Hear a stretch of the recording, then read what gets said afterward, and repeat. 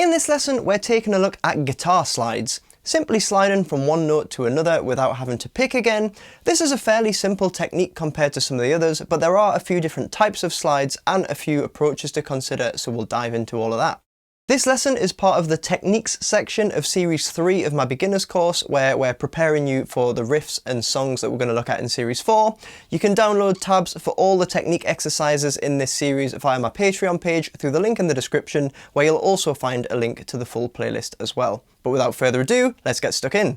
So the first types of slides we're going to look at are those with a specific start and an end point, and we're going to start with an exercise where we're moving between the 5th and 7th frets on the G string, which sounds like this. Again. So you can hear I'm starting out by picking the 5th fret, then sliding up to 7th. So you can hear that I've moved note without actually picking the string again. In terms of technique, try using the 1st, 2nd and 3rd finger. So 1st finger, 2nd, 3rd. I'd probably avoid little finger for now because it tends to be a little bit weaker, so maybe bring in the 3rd finger when you're a little bit more used to the technique. But start with 1st, 2nd and 3rd finger and see which one feels most comfortable. You'll probably end up having to do slides with all of them at some point anyway.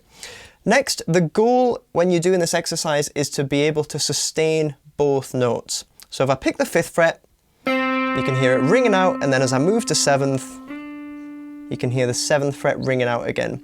What sometimes happens is the pressure disappears when you do that slide up to the 7th fret, and the note becomes staccato, meaning very short, without you necessarily wanting it to be. That would sound like this. I think it's better practice to start by trying to sustain the note, and then you're in control of whether the note rings out or is cut short, and you can apply it correctly to whatever song you're playing. If you're on electric guitar, you can apply a little bit more gain or a bit of overdrive to help with this. Obviously, if you're on acoustic, you haven't got that option, and acoustics tend to have a bit of a higher action, so you might find this a little bit more difficult. So if you are trying to get used to slides on acoustic guitar, just give yourself a little bit more leeway, go easy on yourself. It might take a little bit more time, but you'll train your fingers up better if you stick to it, so it's worth persevering with. One other tip is to make sure that the thumb is nice and relaxed, and that you're not pivoting with the thumb, which is possible to do on these kind of shorter slides. So I'm going to keep my thumb on the top just so I can show you an example, because what I could do if I'm doing this 5th fret to 7th fret slide is keep the thumb planted and just shift the finger like that.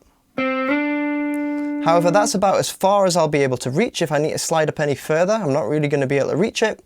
So I think it's good practice to keep the thumb nice and relaxed and allow your hand to move as a whole. Now slides can move up or down in pitch, so for this second exercise we're simply going to do the same thing but in the opposite direction. So we're going to start with the 7th fret and practice sliding to 5th.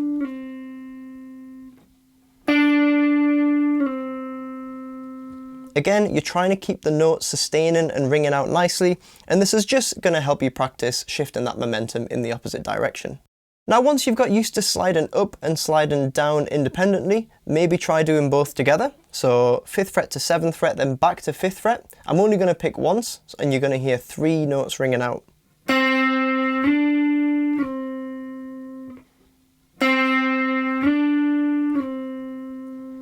This is a little bit more advanced and it requires a bit more control and for you to keep the pressure on the fretboard for a little bit longer. So a bit trickier, but definitely worth playing about with to see if you can get all those notes ringing out if you're comfortable with just the individual slides. For the next exercise, we're going to get started sliding between bigger intervals, and we're actually going to slide up an octave. Now to do this, we're going to start with the 3rd fret on the G string, this note down here, and we're going to end up on the 15th fret of the G string, which is an octave higher. Now I've picked these notes on purpose because it's always the first dot that you come to, the 12th fret being the second half of the guitar. So use that as a reference point, so it's going to be the 3rd fret, first dot from the bottom of the guitar, to the 15th fret, which is the first single dot after the 12th fret. So it's going to sound like this.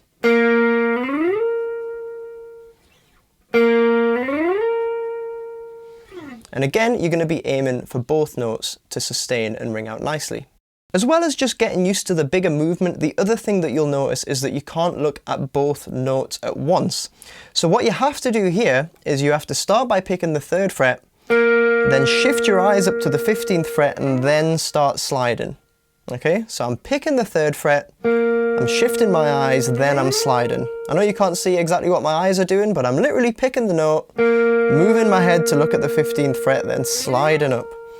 What you want to avoid doing is starting the slide and letting your eyes follow the finger that's fretting the notes, because what will likely happen is you'll either undershoot or overshoot the target note and have to do a little correction like this sort of thing. Or if I overshoot it.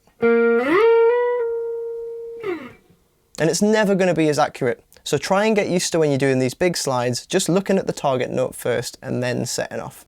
And once again, we're going to do the same exercise in reverse. So this time I'm starting on the 15th fret, I'm picking the note, then I'm looking at the 3rd fret and sliding down.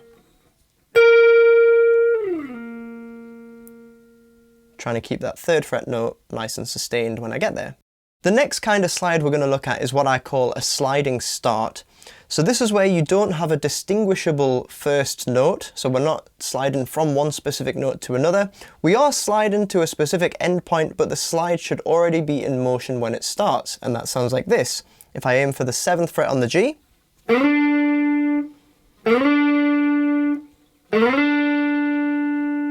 hopefully you can hear and see that the slide is already moving before I've actually picked the string, so there's a little bit of timing to get used to here. If you pick the string too early, you'll likely find that you can hear the 1st fret ringing out and then the slide starting like this. So you want to get used to letting that left hand start moving first, and then you just pick it when it's on its way to the target note. Remember, you're aiming for the 7th fret and you want to not hear a distinguishable starting point, so like this. And then when you get to the 7th fret, try and keep that note sustaining, just like we were in the previous exercises. Lots of licks and solos and things start with this technique, so it's definitely one worth getting used to.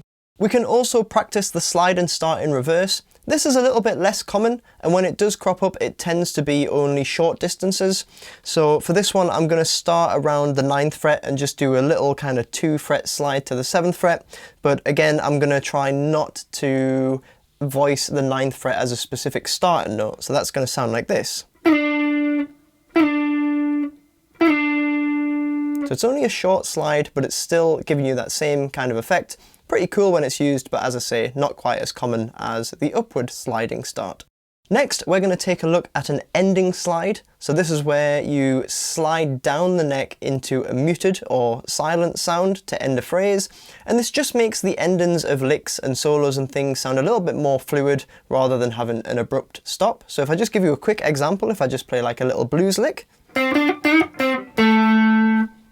It's just got a sudden stop at the end, but if I throw in an ending slide, it's just got a nice little bit of smoothness to tail it off at the end there. For the exercise on this one, I want you to start on the bottom string, sliding from the 12th fret down to a mute just at the end of the neck, which sounds like this.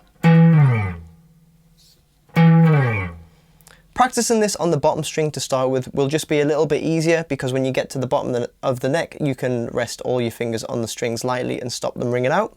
So what you want to get used to here is, as the finger is sliding down the string, getting towards the end of the neck, you want to practice just taking the pressure off the string so that when you arrive at the destination, the sound of the note has disappeared.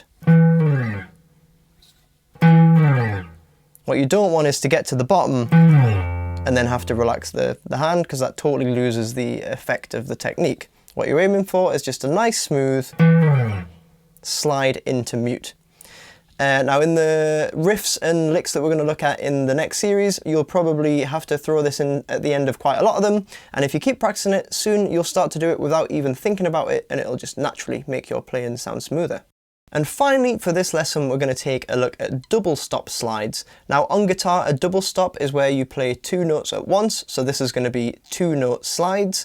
I just want to point out that you should only really practice this one if you're happy with everything so far. This is a little bit kind of extracurricular, but it does crop up in a few tunes and it's quite a nice sound. That would sound like this.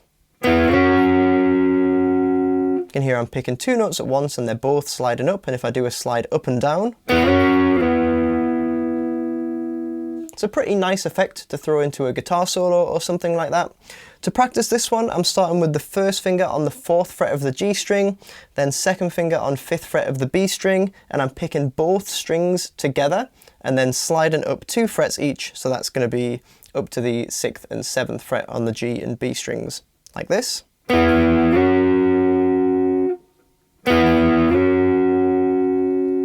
A little bit trickier because you've got to keep the pressure on the fretboard from both fingers, and when you get to those higher frets you want to make sure that both notes are sustaining just as usual.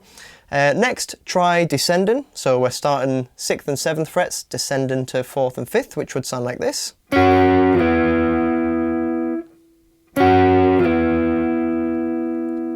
And then when you're happy with both of them, try sliding up and down.